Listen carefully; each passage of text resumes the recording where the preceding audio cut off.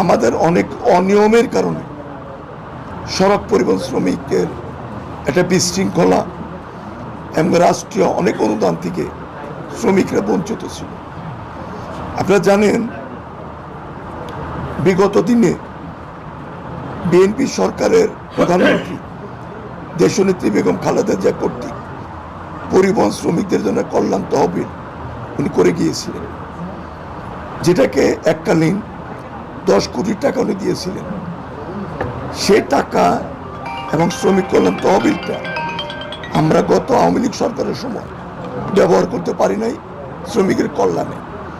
সেটাকে আমরা নতুন করে এটা সচল করার জন্য এবং পরিবহন শ্রমিকদের কাছে ব্যবহার করার জন্য আমাদের প্রয়োজনীয় যে পদক্ষেপ, সে পদক্ষেপগুলি ইতিমধ্যে আমরা গ্রহণ করেছি।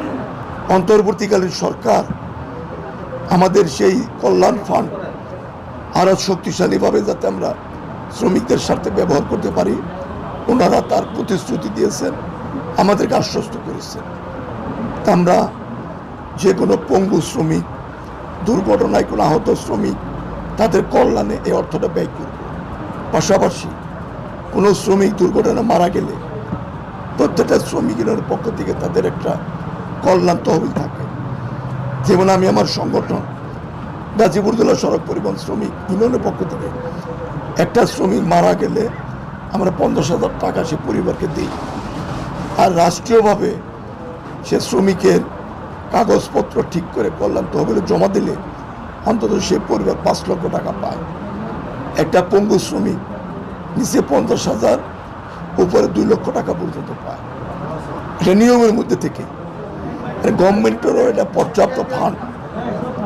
আজ থেকে প্রায় ধরেন 20 বছর পূর্বে 10 কোটি টাকার কল্যাণ ফান্ড কিন্তু এখন প্রায় 50 কোটি টাকার উপর চলে আসছে।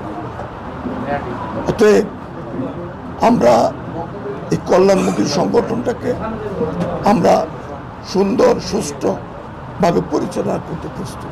এর পরে এই বিজয়টাকে নস্যাৎ করার জন্য গার্মেন্টস শ্রমিক, পরিবহন শ্রমিক, বন্দরের শ্রমিক এবং বিদ্যুৎ সেক্টর, এই গোটা সেক্টরকে অসন্তুষ্টি সৃষ্টি করার মধ্য দিয়ে এই সরকারের গতিটাকে রোধ করার জন্য যে ষড়যন্ত্র ছিল, ইতিমধ্যে রাষ্ট্রীয় ব্যবস্থাপনায় এবং আমরা পরিবহন শ্রমিক নেতৃত্ব, গার্মেন্টস শ্রমিক নেতৃত্ব, আমরা এটাকে ফাইন্ড আউট করে আমরা এই কাজগুলিকে ওভারকাম করার জন্য যে সহযোগিতা করা দরকার ইতিমধ্যে আমরা করেছি।